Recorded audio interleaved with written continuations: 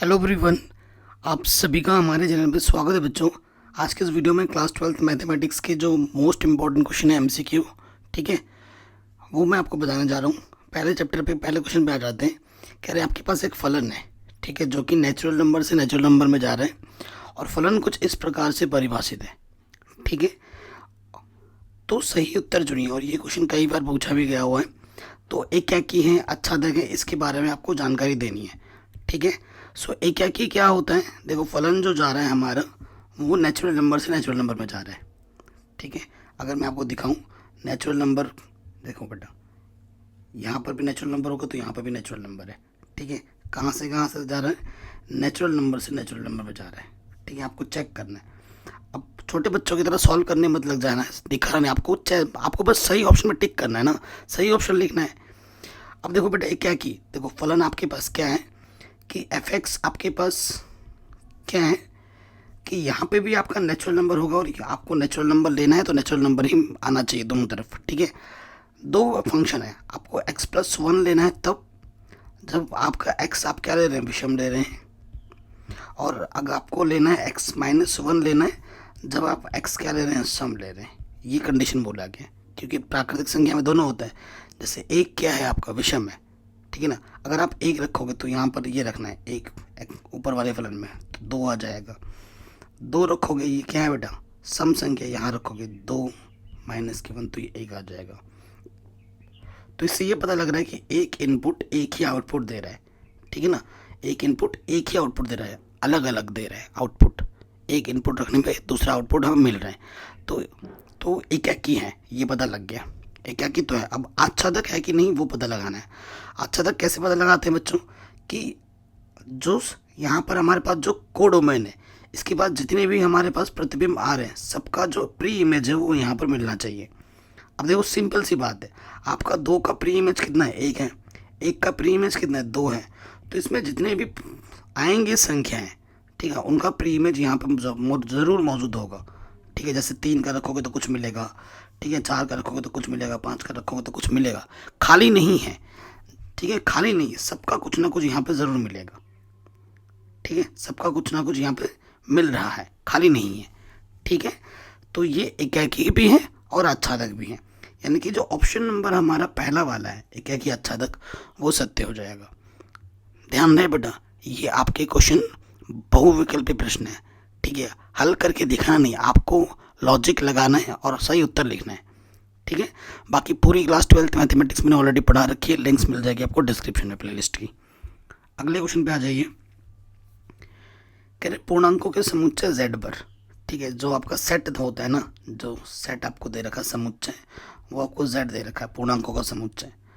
r कुछ इस प्रकार से परिभाषित है कि अगर x और y में ऐसा संबंध है कि x में से y घटाओगे तो एक है, एक से छोटा होना चाहिए, ये दे रखा है। तो क्या है, स्वतुल्य है, संक्रामक है, सम्मित है, ये चेक करना है। तो मैं आपको लॉजिक लगाता हूँ। पहला वाला देखो, पहला होता है स्वतुल्य। स्वतुल्य का मतलब होता है खुद का संबंध खुद के साथ, ठीक है, खुद का संबंध खुद के साथ। स्वतुल्य है कि नहीं वो चेक करेंगे। देखो बेटा, खुद का संबंध खुद, एक्स अगर एक्स में ले लोगे, है ना, आपको यहाँ पे रख के चेक करना है। तो रखो, देखो, सो एक्स, एक्स की जगह एक्स रहेगा, हल करेंगे तो ये आ जाएगा ज़ीरो, और ज़ीरो बच्चों एक से छोटा होता है, इसको ये संतुष्ट करना है, यानी कि हमें ये पता लगा कि भैया स्वतुल्य है, ठीक है। अब आप चेक करेंगे सम्मित, एक एक करके चेक करना है। सम्मित चेक करेंगे, सम्मित क्या होगा, अगर ए का संबंध बी के साथ होता है तो बी का संबंध भी हमें ए के साथ दिखाना होता है। हम मान लेते हैं यदि एक्स का संबंध वाई के साथ है, ये अगर हम मान लेते हैं एक्स का, तो प्रश्न में ये बोला गया है कि X minus Y less than एक होगा। अगर एक्स वाई आर में है तो ये संबंध होगा, मैंने ये लिया तो ये चीज़ होगी। तो जो होगी वहाँ से मुझे क्या मिल सकता है बेटा, माइनस में अगर उपंश ले लूँ तो वाई माइनस एक्स आ जाएगा। चूँकि ये मॉडुलस का चिन्ह है तो नेगेटिव बाहर आके क्या हो जाता है, पॉजिटिव। तो वाई माइनस एक्स एक से छोटा है, यानी कि वाई का संबंध एक्स के साथ हो जाएगा, ठीक है। अगर ये संबंध है तो इसका सीधा सीधा मतलब है कि वाई और एक्स में सीधा सीधा संबंध है, क्योंकि अगर एक्स वाई में एक संबंध था तो ये हो रहा था, अगर ऐसा है तो ऐसा ज़रूर होगा, ठीक है। तो ये सम्मित भी है, स्वतुल्य है, सम्मित भी है। क्या ये संक्रामक है, तीसरी पॉइंट पे आ जाएंगे हम, संक्रामक पर। संक्रामकता चेक कीजिए। ठीक है, संक्रामकता चेक करेंगे यदि हमारा रूल क्या होता है कि x कोमा वाई अगर R में है तो क्या होगा, तो x माइनस वाई क्या होगा बेटा, लेस देन 1 होगा। फिर क्या होता है यदि y पे ख़त्म हुआ तो y शुरू करो, y कोमा z अगर R में है तो क्या होगा, y माइनस z एक से छोटा होगा। ठीक है, अब हमें क्या करना है, दोनों को जोड़ लेना है। ठीक है, दोनों को जोड़ लेंगे, x माइनस के वाई प्लस के वाई माइनस के z, और ये भी तो जुड़ेगा, एक और एक क्या हो जाएगा, 2। ठीक है, तो प्लस का वाई माइनस का वाई कटा, x माइनस जेड बराबर 2 से छोटा आ रहा है। मुझे 2 की जगह पे क्या चाहिए था, 1 चाहिए था ना। प्रश्न में यहाँ क्या है बेटा, 1 है, यहाँ 2 आ रहा है, तो बात बनी नहीं, संक्रामक नहीं है। ठीक है, क्योंकि मुझे यहाँ पर 1 चाहिए था जो कि 2 आ रहा है। ठीक है ना, तो स्वतुल्य होगा, सम्मित होगा, परंतु संक्रामक नहीं होगा। तो ऑप्शन नंबर पे अगर आ जाएंगे तो हमारा जो विकल्प बी है, स्वतुल्य व सम्मित, ये सही होगा। ठीक है बच्चों, आगे बढ़ते हैं। आपके पास जो फलन है एफ एक्स है, एक्स क्यूब द्वारा परिभाषित जो फंक्शन जा रहा है वो आर से आर में जा रहा है, वास्तविक संख्या से वास्तविक संख्या में जा रहा है। ठीक है, ये आपका वास्तविक संख्या है, वास्तविक संख्या से वास्तविक संख्या में आपका फलन जा रहा है, ये आर है और ये भी पूरा आर है। ठीक है, और एफ एक्स को किस तरीके से परिभाषित किया गया है, एफ एक्स को परिभाषित किया गया है एक्स क्यूब द्वारा। अब मैं आपको सीधा से लॉजिक देता हूँ, पहले चेक करते हैं एकाकी के लिए। मैंने x की जगह पर क्या रखा, एकाकी है या नहीं है वो हम चेक करेंगे करके। ठीक है, x की जगह पर मैंने 1 रखा तो 1 का क्यूब हो जाएगा 1, -1 रखा, -1 का घात 3 -1। तो देखो, एक अलग अलग इनपुट अलग अलग आउटपुट दे रहे हैं, एकाकी ज़रूर है, एकाकी है। अब आच्छादक चेक करो। ठीक है, आच्छादक चेक करो, आच्छादक के लिए कॉन्सेप्ट लगाओ। देखो बेटा, क्या करते हैं, माना एफ एक्स को हम वाई मान लेते हैं, है ना, तो वाई बराबर हमारे पास क्या है, एक्स। जनरली ये एक्स होता है और ये वाला वाई होता है ना। ठीक है, तो वाई बराबर एक्स क्यूब है, तो एक्स बराबर क्या हो जाएगा, वाई की घात 1/3 होगा कि नहीं होगा, बिल्कुल होगा। अब आपको पता है आच्छादक क्या होता है, अगर जो सह प्रांत है ना, इसके पास अगर यहाँ पर जितने भी एलिमेंट्स हैं, पूरी की पूरी वास्तविक संख्या है, सभी का प्री इमेज यहाँ मिलना चाहिए। किसी एक का भी छूट जाएगा तो वो बात नहीं बनेगी, है ना। सपोज करो मैं छोटा सा एक उदाहरण ले लेता हूँ। मैंने क्या किया बेटा, क्योंकि x आपका किसके बराबर है, y की घात 1/3 के बराबर, मैंने y ले लिया -1। सिंपल सी बात, एक छोटा सा उदाहरण ले लिया। रखो, y की जगह पे -1 रखो और एक घात में 1/3 है। ये वास्तविक संख्या नहीं है। ठीक है, ये वास्तविक संख्या नहीं है, ये तो वास्तविक संख्या है देखो, लेकिन इसका जो प्री इमेज ये हो यहाँ पर वास्तविक संख्या में नहीं है। ठीक है, वास्तविक संख्या में नहीं है। अगर घात में हो, घात में अगर 1/2 1/3 1/3 1/4 कुछ भी ऐसा संख्या होता है तो फिर वो अवास्तविक मान हो जाता है, काल्पनिक मान आ जाता है ना। तो ये मान वास्तविक संख्या के पास नहीं है। इस वजह से मैंने तो बस एक का दिखाया, ऐसे हज़ारों लाखों मिल जाएंगे, करोड़ों अरबों, जिनका प्री इमेज यहाँ पर नहीं मिलेगा। जैसे इसका प्री इमेज ये है होता है, परंतु वो ये आर के पास नहीं है, इस वजह से आच्छादक नहीं है। तो ऑप्शन कौन सा करेक्ट हो जाएगा कि भैया एकाकी है लेकिन आच्छादक नहीं है। ठीक है, ये क्वेश्चन आपको वैसे नॉर्मली भी आ सकता है सिद्ध करने के लिए, हल करने के लिए, और ऐसे भी आ सकता है। ठीक है, अगले प्रश्न में आ जाइए जो कि बहुत इंपॉर्टेंट है, बार बार पूछा जाता है। कह रहे यदि समुच्चय ए में 5 अवयवों और समुच्चय बी में 6 अवयवों और ए से बी में एकाकी और आच्छादक प्रतिचित्रणों की संख्या क्या होगी। देखो बेटा, आपके पास क्या है बच्चों, ये ए सेट है, ये बी सेट है, ए से बी में एक आपका फलन है, ये आपका ए सेट है, ये आपका बी सेट है, इसमें आपका फलन जा रहा है। ठीक है, ए के पास 5 अवयव हैं और बी के पास 6 अवयव हैं। तो क्या होता है ना बेटा, जब इसे जनरली m कहते हैं, इसके पास n संख्या है, यदि m और n का मान बराबर नहीं होता है ना, तो प्रतिचित्रणों की संख्या क्या होती है, मैं आपको समझाऊंगा। सिंपल सा लॉजिक, प्रतिचित्रणों की संख्या कितनी होती है, 0 होती है उस स्थिति में। अगर m और n का मान बराबर नहीं है। तो इस क्वेश्चन में आंसर हो जाएगा 0।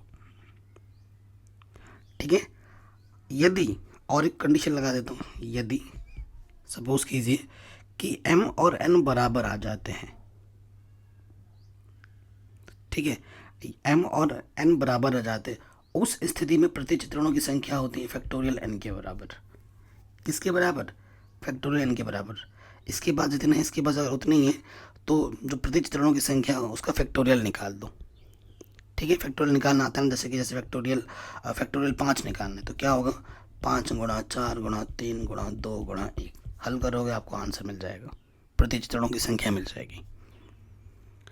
ओके बच्चों, कहीं पे डाउट हो तो वीडियो को दोबारा देखें। अगला मोस्ट इंपॉर्टेंट क्वेश्चन है कि एक फलन है हमारे पास जो वास्तविक संख्या से वास्तविक संख्या में जा रहा है और फलन को इस तरीके से परिभाषित कर रखा है और x r में है कि द्वारा परिभाषित है। तो क्या है, एकाकी है, आच्छादक है, एकाकी आच्छादी है, परिभाषित नहीं है। तो सबसे पहले जो भी फलन दिया होता है बेटा, अगर वो फलन स्पेशली जो हमें फलन दे रखा है 1/x, ये किस रूप में है बेटा, p/q के रूप में होता है। हम जानते हैं q का मान 0 नहीं होना चाहिए, ये बोला जाता है ना, क्योंकि अगर इसका मान 0 हो जाएगा तो फलन परिभाषित नहीं रहेगा। x कहाँ से आ रहा है, r से आ रहा है, r है तो बेटा वास्तविक संख्या है ये, और वास्तविक संख्या के पास तो 0 भी होता है, वास्तविक संख्या के पास 0 भी होते हैं। अब 0 भी r से आ रहा है तो 0 को भी हम ले सकते हैं। अगर तुम यहाँ पर ले लो बेटा 1 के बट्टे में 0 ले लो तो ये फलन क्या हो जाएगा, अपरिभाषित, है कि नहीं। मैंने तो कुछ गलत किया नहीं, क्योंकि x बराबर 0 कहाँ से ले रहा हूँ मैं, r से ले रहा हूँ, रख सकता हूँ, बिल्कुल रख दिया। और जैसे ही रखा किसी के बट्टे में 0 तो वो क्या होता है, अपरिभाषित। तो इसमें क्या कि अच्छा दे तो बात की बात है, फलन परिभाषित ही नहीं है। तो ऐसे क्वेश्चन भी एग्जाम में आ सकते हैं आपके दिमाग को टेस्ट करने के लिए। ठीक है बेटा, तो ये फलन क्या है बच्चों, परिभाषित नहीं है, तो ये लिख दोगे आप। ओके, अगले प्रश्न में आ जाइए। आपसे क्या बोल रहा है बच्चों, कह रहे हैं फंक्शन r से r में जा रहा है और fx ये है, जो g फंक्शन है वो भी r से r में जा रहा है और gx इस तरीके से परिभाषित है। ठीक है, तो गॉफ निकालना है, g ऑपरेशन f क्या होगा वो आपको बताना है। तो g ऑपरेशन f का मतलब होता है gfx। ठीक है, gfx का मान क्या दे रखा है क्वेश्चन में हमें, 3x² माइनस के 5, ये fx है। अब ये g है ना, तो g में जहाँ जहाँ x दिख रहा है वहाँ x के स्थान पर क्या रखना है, 3x² माइनस के 5 रखिए। x है 3x² माइनस के 5, फिर है क्या 3x² माइनस के 5 होल स्क्वायर प्लस के 1। हल कीजिए इसको, a का स्क्वायर b का स्क्वायर 2ab 5 15 दूनी 30 x² प्लस के 1, तो ये आ जाएगा 3x² प्लस 5, नीचे आ जाएगा 9x⁴ माइनस 30x² और 25 और 1 26 आ जाएगा। ये आपका आंसर आ जाएगा। ठीक है, तो ऑप्शन नंबर जो पहला वाला है वो बिल्कुल सही हो जाएगा। ठीक है, अगले प्रश्न में आ जाते हैं। कह रहे हैं x और y में एक ऐसा संबंध है कि x और y z से आ रहे हैं और x² प्लस y² का जो मान है वो 4 या 4 से छोटा है। ठीक है, z मतलब क्या होता है, पूर्णांक होता है ना। इसका परिसर निम्न में से क्या हो सकता है, परिसर क्या होता है बेटा, प्रांत। परिसर आपने सुना होगा ना, प्रांत तो ये हमारा होता है, जो भी आप x रखोगे वो प्रांत होगा। और कुछ मान हम रखते हैं और जो उसका संबंध होता है उसे हम क्या कहते हैं बेटा, परिसर कहते हैं। अब इस क्वेश्चन में ये बोला गया है कि x और z दोनों के दोनों पूर्णांक से आ रहे हैं और ये स्थिति है x² प्लस y² का मान 4 या 4 से छोटा होना चाहिए। तो क्या स्थिति हो सकती है, x और y का तुम क्या क्या मान रख सकते हो कि तुम्हें 4 या 4 से छोटे मान मिले। ठीक है, तुम x की जगह 0 रख सकते हो, तुम x की जगह पर 1 रख सकते हो। ठीक है, तुम x की जगह पर -1 रख सकते हो।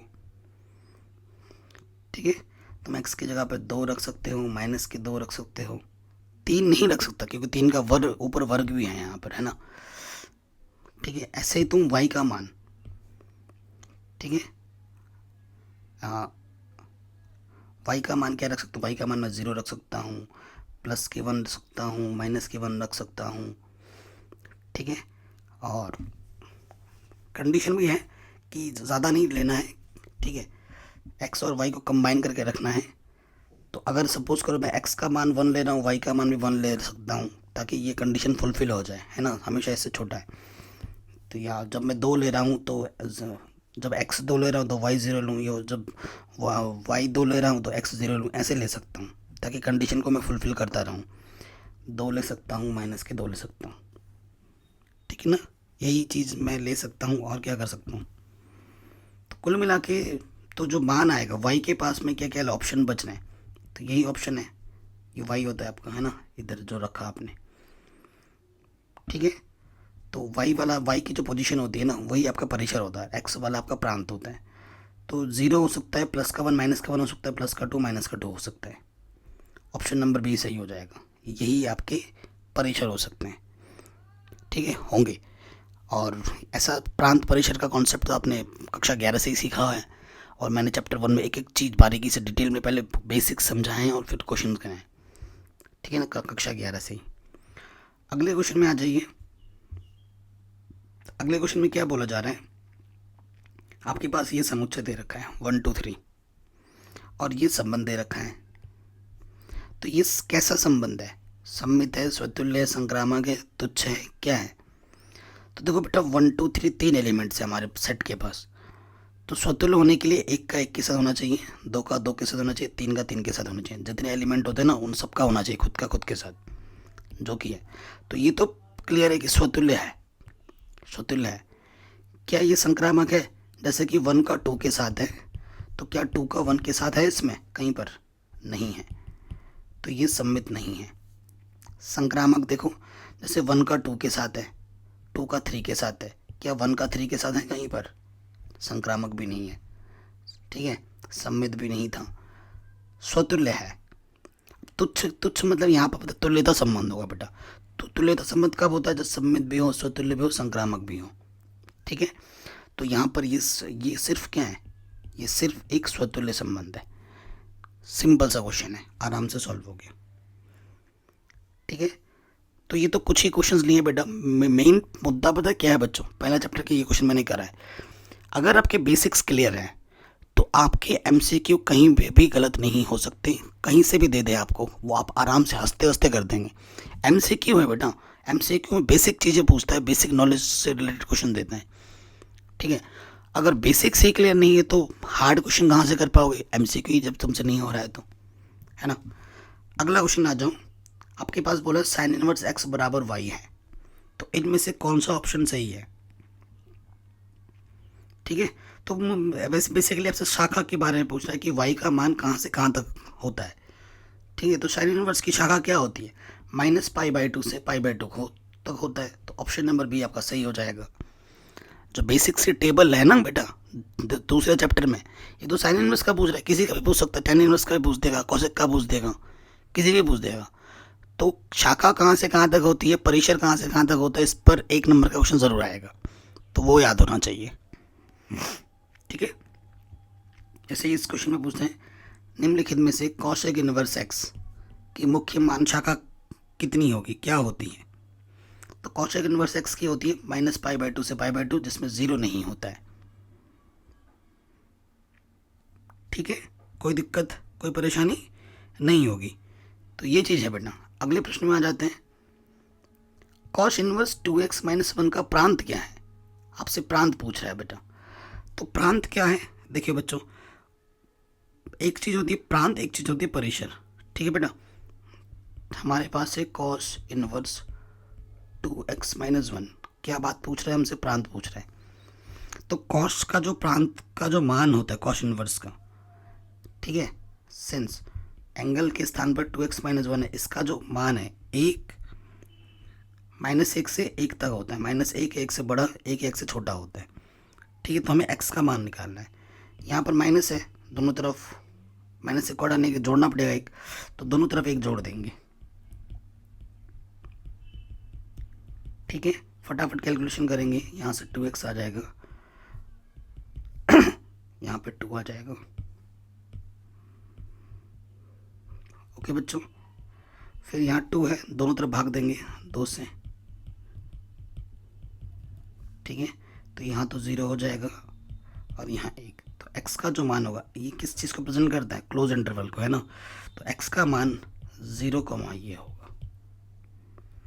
तो इसका जो प्रांत होगा वो बेटा कितना होगा, ऑप्शन नंबर पहला वाला सही हो जाएगा, 0,1। ठीक है, कोई दिक्कत, कोई परेशानी बताइए, नहीं होना चाहिए। ठीक है, बेसिक क्वेश्चन भी आ सकता है। ठीक है, sine inverse x plus cos inverse x का मान कितना होता है, ऐसे क्वेश्चन भी आ सकते हैं ना, पूछे जाते हैं। अगले क्वेश्चन पे आ जाते हैं। नेक्स्ट, जैसे यहाँ साइन इनवर्स है और ये कॉस है। ठीक है, बेसिकली कॉस का ये जो रेंज है इतनी नहीं होती, इसको हमें तोड़ के लिखना पड़ेगा।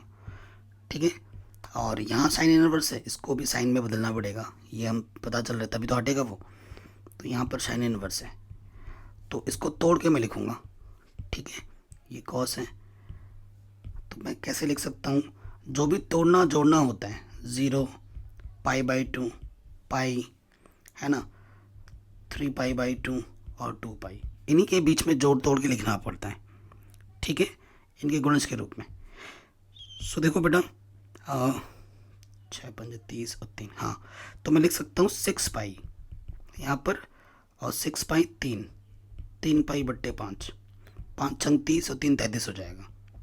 ठीक है, आप जानते हैं बेटा, कक्षा 11 में आपने पढ़ा है, cos 2nπ प्लस थीटा जो होता है वो cos थीटा होता है। यहाँ प्लस है तो प्लस ही रहेगा। तो ये साइन इनवर्स, तो यहाँ हो जाएगा cos थीटा cos 3π/5। ओके बच्चों, अभी भी ये 3/5 उस रेंज से बाहर है, फिर से इसको तोड़ के लिखना पड़ेगा। साइन इनवर्स, इसको मैं लिख सकता हूँ cos π/2 π/10। ठीक है, ऐसे तोड़ के मैं लिख सकता हूँ। इसको हल करोगे आपको फिर से ये मान मिलेगा।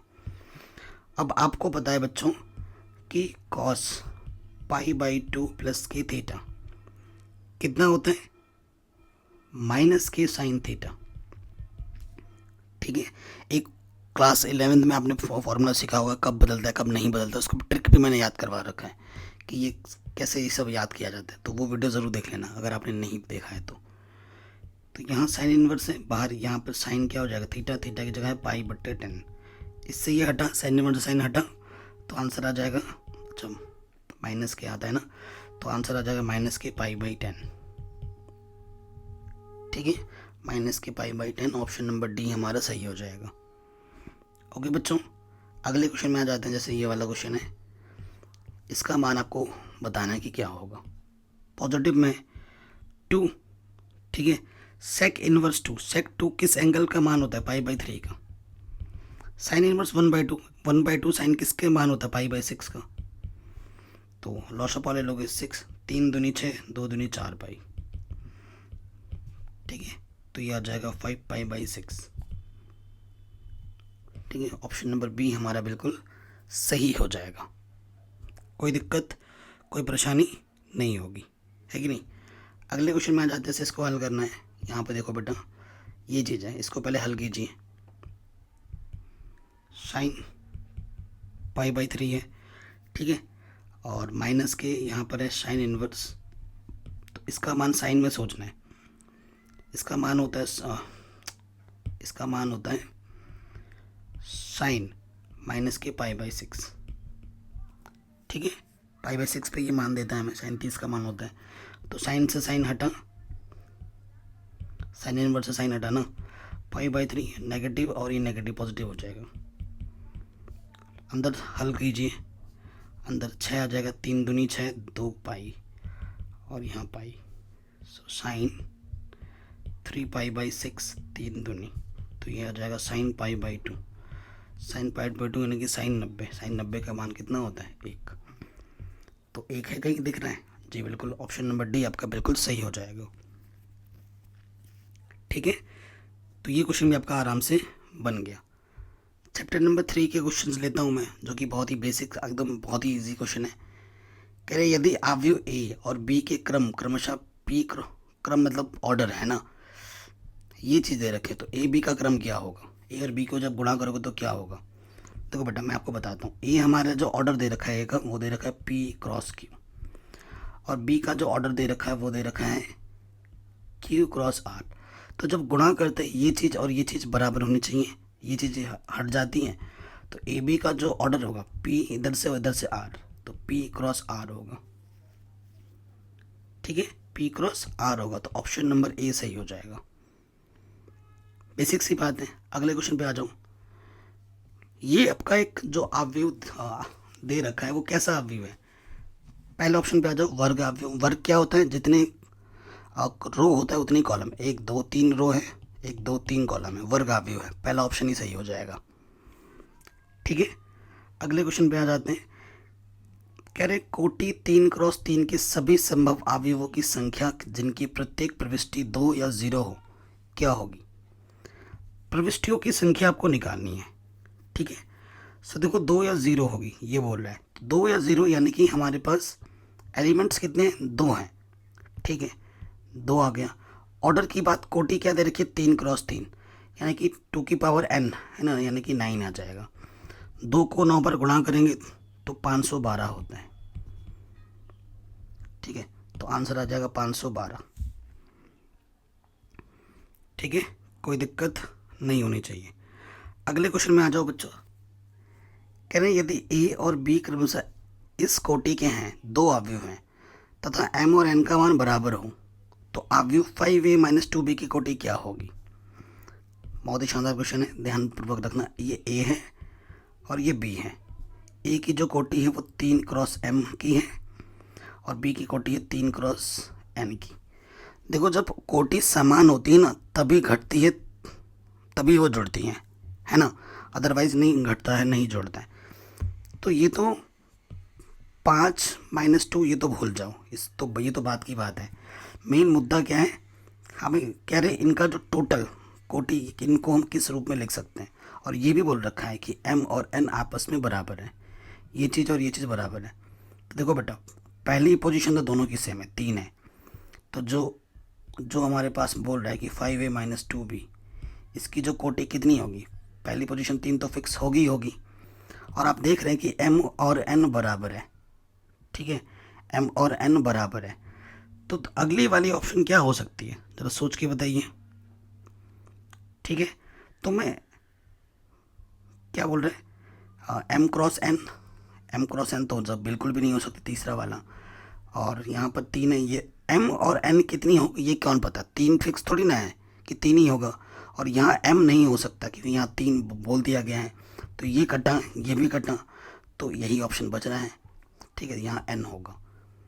ठीक है, क्योंकि n और m बिल्कुल सेम है, क्वेश्चन में ही बता रखा है, तो इस वजह से ये वाला इसका ऑर्डर होगा 3 गुणा n। 3 गुणा m भी हो सकता था यहाँ पर। ठीक है, ये हो गया। अगले क्वेश्चन में आ जाइए। कह रहे हैं ए और बी समान कोटि के अवयव हो तो ये कैसा अवयव है? समान कोटि मतलब ए और बी के समान कोटि हमें दे रखी है, तो ये जो हमें अवयव दे रखा है A B dash minus B A dash, ये कैसा अवयव है? तो वो कैसा अवयव वो चेक करने के लिए हम क्या करेंगे बेटा, इसका परिवर्त ले लेंगे, ट्रांसपोज। तो ट्रांसपोज में क्या होता है बेटा, वो चीज़ देखेंगे हम यहाँ पर। तो यहाँ से हो जाएगा आपका ए बी, इसका भी ट्रांसपोज हो जाएगा, ए बी डैश का ट्रांसपोज बी ए डैश का ट्रांसपोज। ठीक है, परिवर्त। तो ए बी डैश का होता है बी डैश ए डैश, और यहाँ हो जाएगा ए डैश बी डैश। डैश का डैश सेम से सिंपल हो जाते हैं, है ना, बी डैश ए डैश, और ये आ जाएगा ए बी डैश। ठीक है, सो इसको मैं लिख सकता हूँ कैसे, अगर मैं माइनस उभनिश ले लूँ तो ए बी डैश माइनस के बी ए डैश। तो देखो ये चीज़ हम लेके चले थे, इसका डैश इसके माइनस के बराबर आ रहा है ना, तो ये क्या होता है? विषम सममित अवयव होता है। ठीक है, ए डैश अगर माइनस ए के बराबर आता है तो उसे हम क्या कहते हैं? विषम सममित अवयव कहते हैं, और अगर ए डैश ए के बराबर आ जाए तो उसे हम सममित अवयव कहते हैं। तो इसका परिवर्त इसके माइनस के बराबर आ रहा है, तो ये क्या है बेटा? विषम सममित अवयव है। ठीक है, कोई दिक्कत नहीं होगी। अगले क्वेश्चन में आ जाते हैं। ये जो सारणी है इस सारणी के बराबर है तो x का मान क्या होगा। ठीक है, सारणी हमारे पास है बेटा, इधर x है, इधर 2 है, इधर 18 है, इधर x है। ठीक है, इस तरफ आपका क्या है बेटा, 6 2 18 6। तो इसकी गुणा इसके साथ एक्स स्क्वायर माइनस इसकी गुणा इसके साथ 18 दूनी 36, 6 छंग 36, 18 दूनी 36। तो इधर तो हो गई ये 0, तो एक्स स्क्वायर माइनस का 36 बराबर 0, माइनस का इधर आ गया प्लस, तो एक्स का मान हो जाएगा प्लस माइनस 6, 36 का वर्गमूल, तो प्लस माइनस 6 हो जाएगा, ऑप्शन नंबर बी। ठीक, अगला क्वेश्चन है बेटा, यदि ए जो है 3x3 कोटि का वर्ग आव्यूह है तो के ए मॉड का मान क्या होगा। बहुत ही सिंपल सा क्वेश्चन है।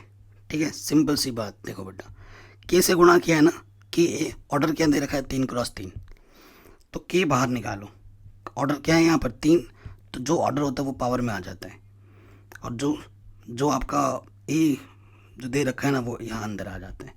तो ये होगा इसका आंसर, के की घात 3 मॉडुलस ए, ये ऑप्शन नंबर सी बिल्कुल सही हो जाएगा। ठीक है, अगले क्वेश्चन में आते हैं। कह रहे निम्नलिखित में से कौन सा कथन सही है। सारणिक एक वर्ग आव्यूह होता है, सही बात है, आगे बढ़ते हैं।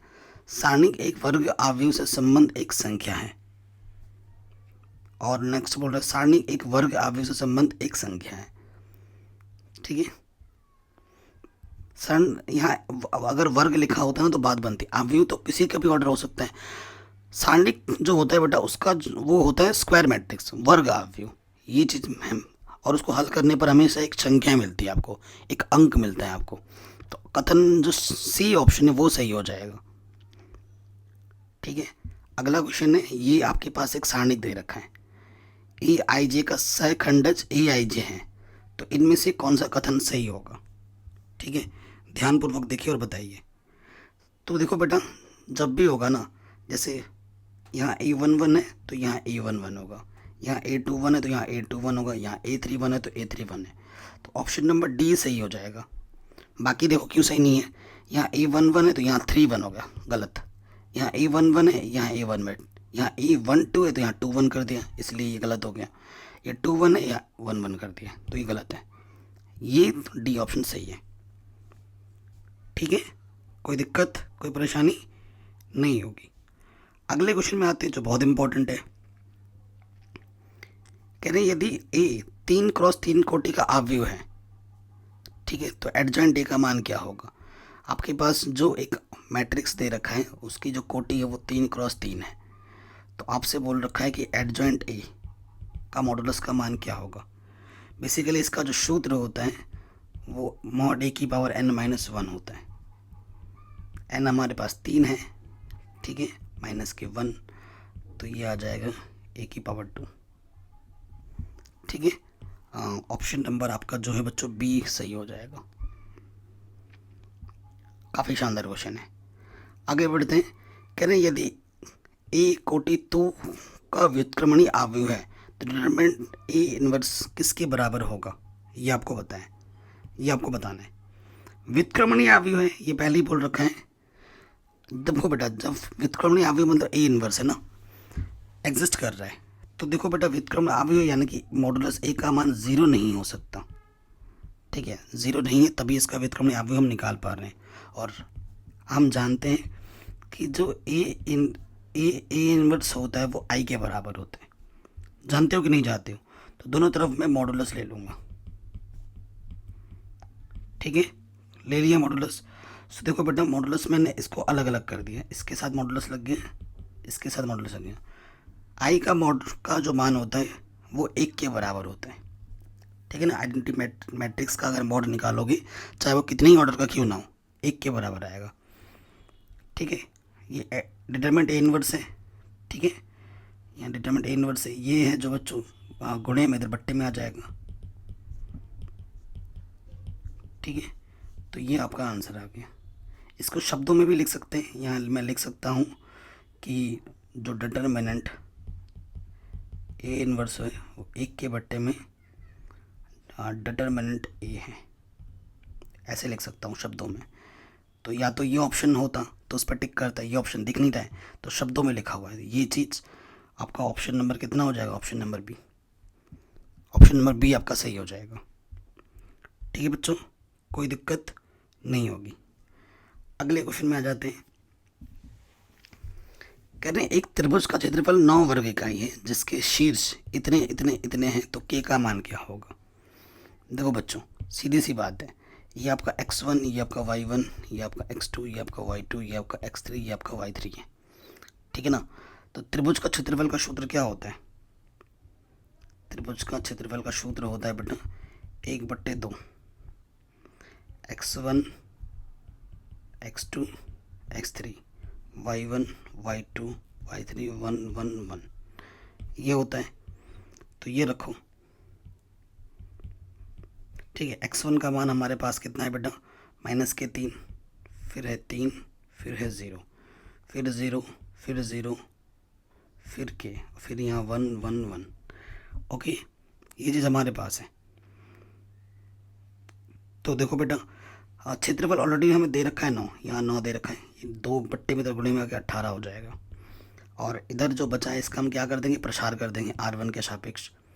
तो -3 इसकी गुणा इसके साथ 0, ठीक है, माइनस इसकी गुणा इसके साथ तो माइनस के किया आ जाएगा।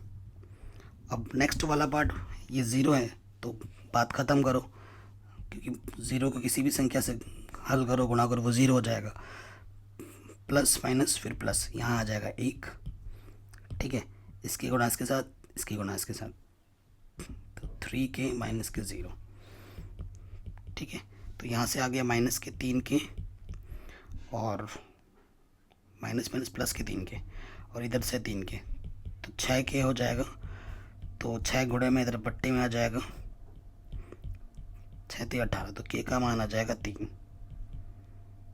कितना आ गया 3, तो के का मान आपका आएगा 3। ऑप्शन नंबर बी बिल्कुल सही हो जाएगा। ठीक है बेटा, कोई दिक्कत कोई परेशानी नहीं होनी चाहिए। आगे बढ़ते हैं। आपके पास एक फलन है, ये कैसा फलन है, महत्तम पूर्णांक फलन, ग्रेटेस्ट इंटीजर फंक्शन को व्यक्त करता है। तो निम्नलिखित में किस पर वो सतत होगा, ठीक है, किस पर वो सतत है, तो किस पर सतत है वो देखना है। देखो बेटा, पूर्णांक पर वो सतत होता है, जो महत्तम पूर्णांक फलन होता है ना, जितने भी पूर्णांक हैं उन पर वो सतत होगा। पूर्णांक को छोड़कर कुछ भी आएगा उस पर सतत नहीं होता है। 4 पूर्णांक है सतत होगा, माइनस के 2 पूर्णांक है इस पर भी सतत होगा, 1 पूर्णांक है इस पर भी सतत होगा, 1.5 पूर्णांक नहीं है, ठीक है ना, तो इस पर सतत नहीं होगा। तो ऑप्शन नंबर डी सही हो जाएगा।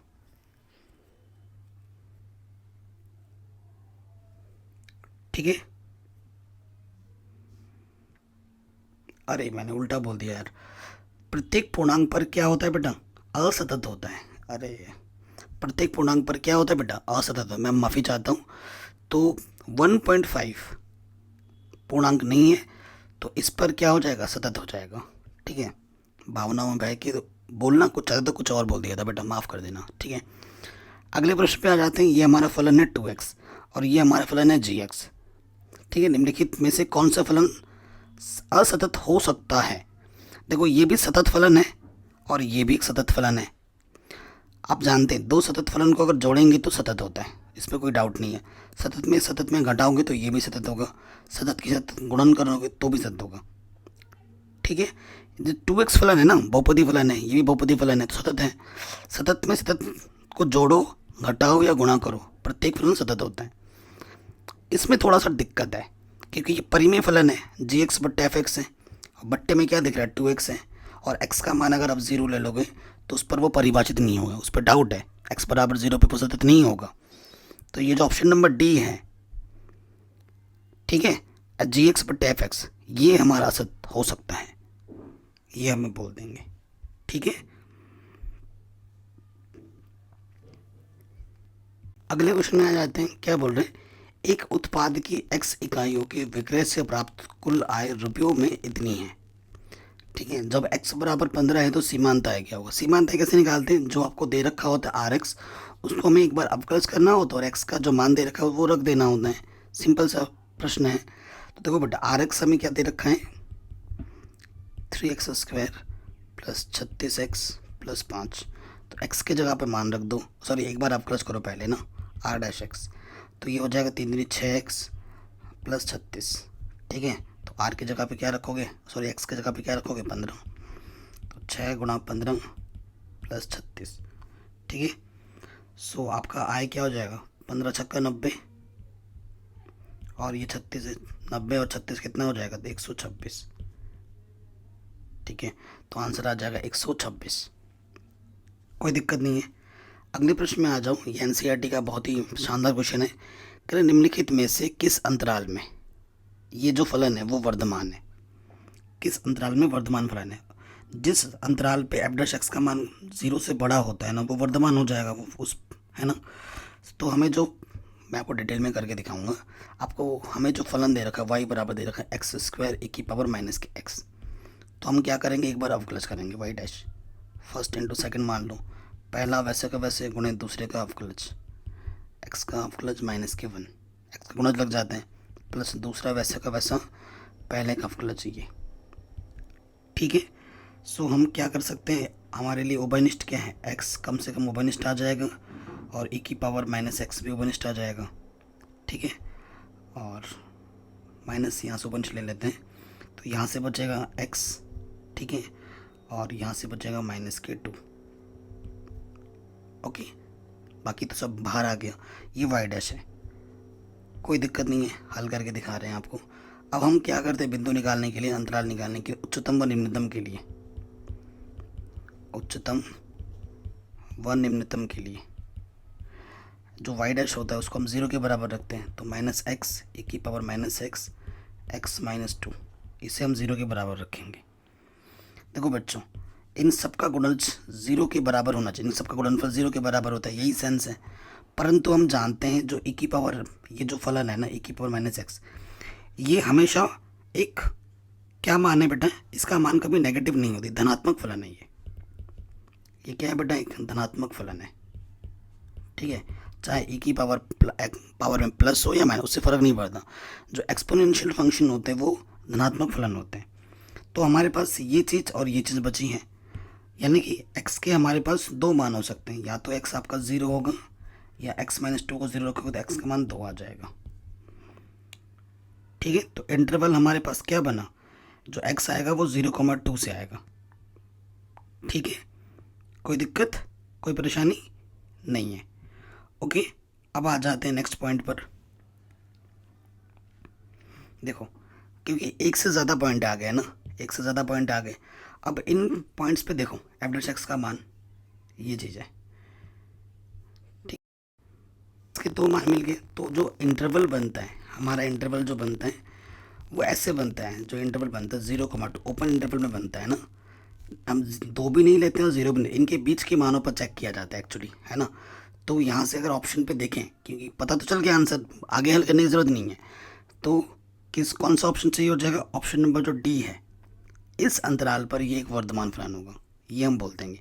ये ऑप्शन भी गलत, ये भी गलत, ये भी गलत, ये आपका सही हो जाएगा। ठीक है, आगे बढ़ते हैं नेक्स्ट क्वेश्चन में। कह रहे हैं किसी समबाहु त्रिभुज की भुजाएं 2 सेंटीमीटर प्रति सेकंड की दर से बढ़ रही हैं। समबाहु त्रिभुज है बच्चों, कैसे त्रिभुज है, समबाहु त्रिभुज, जिसकी तीनों भुजाएं बराबर होती हैं। समबाहु त्रिभुज की भुजा मैं मान लेता हूँ कि वो x है। ठीक है, और ये बढ़ रही हैं किस दर से, यानी कि हमें क्या दे रखा है, dx/dt, वो दे रखा है 2 सेंटीमीटर प्रति सेकंड। देखो ये यहाँ दे रखा, बढ़ रही हैं। जब भुजा का मान 10 सेंटीमीटर हो, जब x का मान 10 सेंटीमीटर हो, उस स्टेज में त्रिभुज का क्षेत्रफल किस दर से बढ़ रहा है वो बताना है। देखो बेटा, मान ले त्रिभुज का क्षेत्रफल क्या होता है, √3/4 भुजा का वर्ग, यही होता है समबाहु त्रिभुज का क्षेत्रफल। परिवर्तन की दर निकालनी है, यानी कि समय के सापेक्ष प्लस कर देंगे dA/dt, √3/4 तो बाहर आ जाएगा, और x² का प्लस हो जाएगा 2x, और x का प्लस हो जाएगा dx/dt। x के जगह पे 10 और dx/dt की जगह पे 2 मान रख दो। ठीक है, x के जगह पे क्या रखना है बच्चों, 10, और dx/dt की जगह पे रखना है 2। सो देखो 2 दूनी 4, 4 से 4 कटा, 10 √3 आ गया। क्षेत्रफल सेंटीमीटर स्क्वायर प्रति सेकंड। तो आंसर आ जाएगा 10√3। ऑप्शन नंबर सी सही हो जाएगा। ठीक है बच्चों, कोई दिक्कत कोई परेशानी नहीं होगी। अगले प्रश्न में आ जाइए। आपके पास फलन दे रखा है कि एक फंक्शन है जो आर से आर में जा रहे हैं और फंक्शन एक्स कुछ इस प्रकार से है, परिभाषित है। तो आपको बताना है कि x बराबर पाई पर एक निम्नलिखित है, x बराबर 0 पर उच्चिष्ट है, ह्रासमान है, वृद्धमान फलन है। क्या है ये? तो जो फलन आपको दे रखा है वो हम लिखते हैं। अवकलज करेंगे एक बार, ये 2x cos x है। एक बार अवकलज करेंगे f'(x), तो ये 2 cos x का अवकलज हो जाएगा -k sin x। ठीक है, कोई दिक्कत वाली बात नहीं है। अब देखो बेटा, ध्यान से ध्यान रखना, ये जो फलन f'(x) है ना, ये एक पॉजिटिव फंक्शन है। मैंने ऐसे कैसे बोल दिया? इसका मान 0 से बड़ा है। क्यों? क्योंकि sin x का जो मान होता है, ठीक है, sin x का जो मान होता है, आप जानते हो, लॉजिक लगाओ ना, पूरा पूरा हल करने की जरूरत नहीं। इसका जो मान होता है 1 या -1, ठीक है ना, 1 या -1 से क्या होता है? बड़ा होता है। सबसे बड़ा मान अगर मैं लेता हूँ 1, तो 2 में से अगर 1 मान घटाता हूँ तो ये आ जाएगा 1, जो कि एक पॉजिटिव क्वांटिटी है। और f'(x) का मान ग्रेटर देन 0 है। ग्रेटर देन 0 यानी कि पॉजिटिव। पॉजिटिव का मतलब क्या होता है? वर्धमान फलन है। तो ये एक वर्धमान फलन है। ऑप्शन नंबर डी सही हो जाएगा। ठीक है, ऑप्शन नंबर डी हमारा बिल्कुल सही हो जाएगा। अगले क्वेश्चन पे आ जाओ। कह रहे निम्नलिखित में से कौन सा फलन 0, π/2 में ह्रासमान है? ह्रासमान है यानी कि आपको नेगेटिव दिखाना है f'(x) का मान <0। ठीक है, सो देखो बच्चों, एक एक करके लेके चलोगे तो जो ऑप्शन सही है मैं वही दिखा देता हूँ। टाइम 40 करके कोई लाभ नहीं है। तो देखो बच्चों, फंक्शन x अगर मैं cos x लेता हूँ, ठीक है, एक बार अवकलज करूँगा तो -k sin x आ जाएगा। और इस इंटरवल पर sin x का मान 0 से π/2 पर पॉजिटिव होता है ना, पॉजिटिव होता है, ऑल पॉजिटिव होते हैं। यहाँ नेगेटिव है, इस इंटरवल पर ये पॉजिटिव वैल्यू देगा। तो पॉजिटिव इंटू नेगेटिव क्या आ जाएगा? नेगेटिव। यानी कि इस इंटरवल पर ये फंक्शन क्या है? एक ह्रासमान फलन है। तो ऑप्शन नंबर सी सही हो जाएगा। ठीक है, ऑप्शन नंबर सी बिल्कुल क्या हो जाएगा बच्चों? सही हो जाएगा। ओके, आगे बढ़ते हैं। कह रहे हैं y बराबर 2x² + 3x + sin x, x बराबर 0 पर अभिलंब की प्रवणता ज्ञात करनी है। अभिलंब की प्रवणता, पहले प्रवणता निकालते हैं। वक्र हमारे पास है 2x² + 3 sin x। ओके बच्चों, तो हम क्या करेंगे, एक बार अवकलज करते हैं प्रवणता निकालने के लिए। तो अवकलज हो जाएगा 4x sin x का प्लस cos x। x की जगह पे क्या रखना है बेटा? 0 रखना है। जहाँ जहाँ x है वहाँ क्या रखना है? 0 रखना है। तो प्रवणता को हम m से दिखाते हैं। dy/dx, x की जगह हम रखना है 0, x की जगह पे 0, तो ये आ गया 0। और cos 0 का मान कितना होता है? 1। तो यहाँ से 3 आ गया।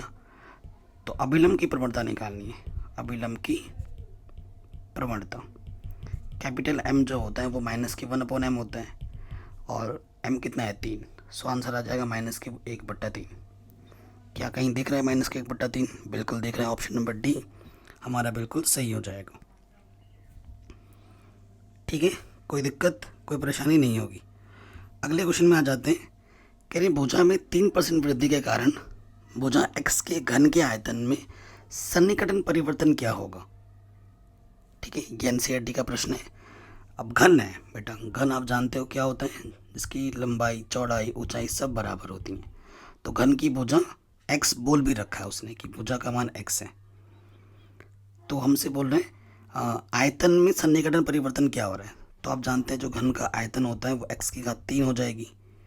ठीक है, तो सन्निकटन परिवर्तन जो होगा, ठीक है, वो आपका क्या होगा बेटो? सन्निकटन परिवर्तन या जो होता है बेटा वो होगा dv/dx इंटू ΔX।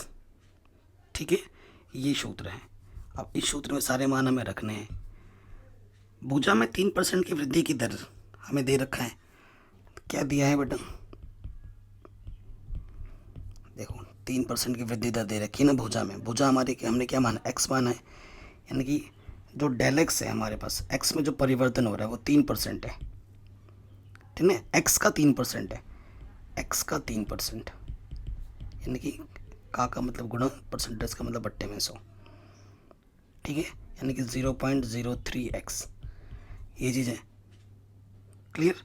और अगर आप इसका, क्योंकि डी बटा डी एक्स निकालना है, इसका एक बार आप प्लस करेंगे तो ये आ जाएगा 3x²। तो ये मान भी पता होगा, ये मान भी पता होगा, यहाँ रख दीजिए। तो सन्निकटन परिवर्तन हो जाएगा 3x² गुना 0.03x। तो 3 थिया 9 तो 0.09 x² गुना x की घात 3, ठीक है, इतना मीटर क्यूब। ये हमें हमारा आंसर मिल जाएगा। तो जो ऑप्शन नंबर सी है वो बिल्कुल सही हो जाएगा। ठीक है बेटा, तो ये पार्ट 1 जो पहली बुक है उसके मैंने मोस्ट इंपॉर्टेंट क्वेश्चंस करा दिए। अब कल पार्ट 2 के मैं करा दूंगा, ठीक है। अगर आपको और भी प्रैक्टिस के लिए क्वेश्चन चाहिए ऐसे ही MCQ फॉर्मेट में, तो और भी वीडियो लेके आऊँगा मैं, ठीक है, ताकि आपकी और अच्छे से प्रैक्टिस हो। तो अगर आप वीडियो पे अच्छा लाइक कमेंट करेंगे तो मैं डेली ऐसे इंपॉर्टेंट क्वेश्चन तो करवा ही रहा हूँ, पूरी NCERT बढ़ा रहा हूँ। मेरा मेन मकसद वही होता है बेटा कि अगर आपके कॉन्सेप्ट्स क्लियर हैं, आपकी NCERT अपने ढंग से प्रैक्टिस की है, आपने उदाहरण सारे कर रखे हैं, तो आपको कभी भी कोई दिक्कत नहीं होगी, ये मेरा मानना है। ठीक है बच्चों, तो कल करेंगे पार्ट 2। इस वीडियो को प्लीज़ शेयर ज़रूर करना और डिस्क्रिप्शन ज़रूर एक बार चेक कर लेना।